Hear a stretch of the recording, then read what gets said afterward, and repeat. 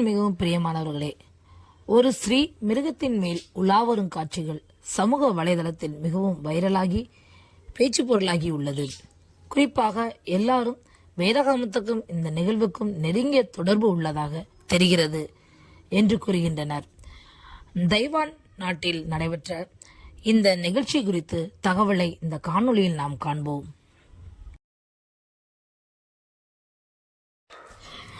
Taiwan நாட்டில் ஒரு மிகப்பெரிய நிகழ்ச்சி ஒன்று நடைபெறுகிறது. Pleasure world tour. தைவான் நாட்டை சேர்ந்த மிகவும் பிரபலமான பாடகி ஜோலியன் ஜாய் என்ற பெண் இந்த நிகழ்ச்சியை ஆர்கனைஸ் பண்ணியிருக்கிறாங்க. நிறைய பாடல்களை பாடுறாங்க. 3 நாட்கள் இந்த நிகழ்ச்சி நடைபெறுகிறது. டிசம்பர் 30, 31, ஜனவரி 1 இந்த 3 நாட்களும் நடைபெற்றது. 1,20,000 பேர் இதில் கலந்து கொண்டனர். இந்த பாடகி உலகில் பிரபலமானவர் என்பதால் உலகெங்கிலும் இங்கு வந்து ரசிகர்கள் கலந்து கொண்டனர். இந்த நிகழ்ச்சியில் குறிப்பாக ஒரு பாம்பிற்கு மேல் ஸ்ரீ நின்று கொண்டிருக்கிறாள். அதாவது இந்த பாடகி அந்த பாம்பின் மேல் நின்று கொண்டு பாடல் பாடுகிறார். பாம்பு மிக அழகாக ஸ்டேடியத்தை சுற்றி வருவது போல வடிவமைக்கப்பட்டு கண்ட்ரோல் படுத்தப்படுகிறது.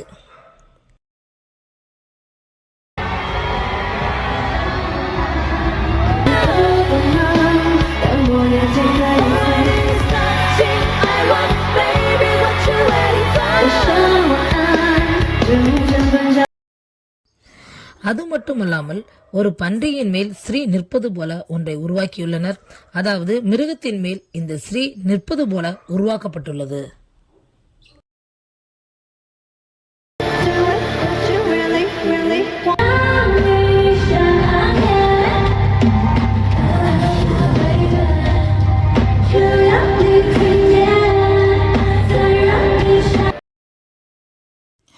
மேலும் இன்னொரு உருவம் கன்றுக்குட்டி போல ஒரு உருவத்தை செய்திருக்கிறார்கள். அதற்கு கொம்புகளை உண்டாக்கி இருக்கிறார்கள்.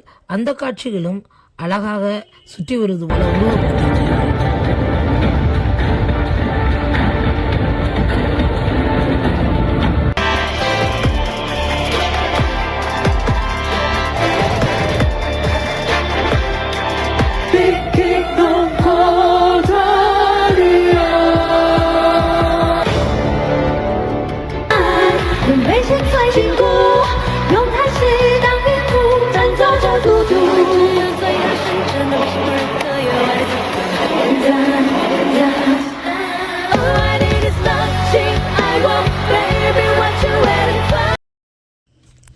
இந்த காட்சிகள் சமூக வலைத்தில் வைரலாகி பேசு பொருளாக மாறியுள்ளது.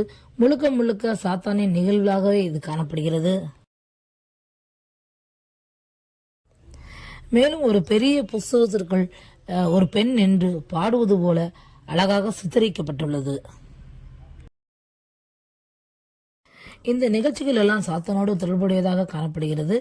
இப்ப மட்டும்தானா இந்த நிகழ்ச்சிகள் நடைபெறுகிறதா என்று பார்த்தால் 2022 இங்கிலாந்து காமன்வெல்த் போட்டியில் மிகப்பெரிய மிருகம் ஸ்டேடியத்தில் என்றாகிறது.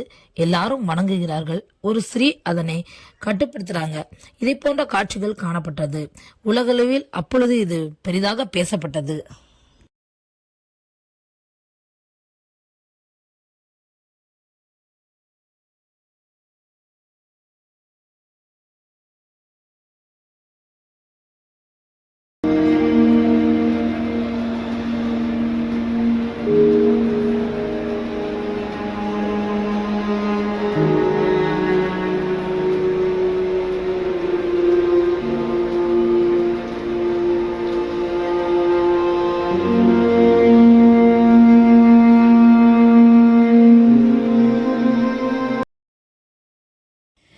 என்ன சொல்றாங்கன்னா, ஒரு மிருகம் மனிதனை ஆளப் போகிறது. அதற்கு முன்னேற்பாடாக எல்லா வேலைகளையும் செய்து வருகின்றனர். தற்பொழுது தைவானிலும் இதே போல் காட்சிகள் அரங்கேறியுள்ளது. வெளிப்படுத்தல் 17:3 படி ஒரு ஸ்ரீ மிருகத்துக்கு முன்பாக நிற்பது போன்று இடம்பெற்றிருக்கிறது. மிருகம் மனிதனை ஆளுகை செய்யும். அந்த மிருகத்திற்கு இந்த மிருகத்திற்கும் தொடர்பு இல்லாவிட்டாலும் பின்காலத்தில் நடப்பதற்கு இதுவே முன்னடையாளமாகும். சாதாரணமான இந்த நிகழ்ச்சிகள் எல்லாம் ஒரு நாளில் உண்மையாக மாறும்.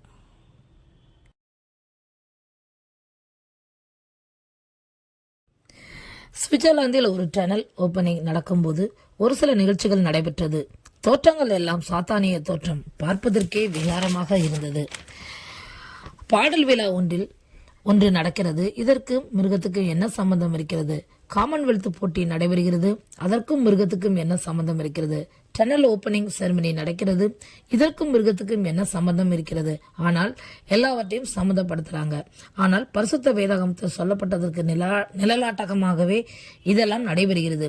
மிருகம் மனுஷனை ஆளும் என்பதை தெளிவாக உணர்த்துகின்றனர்.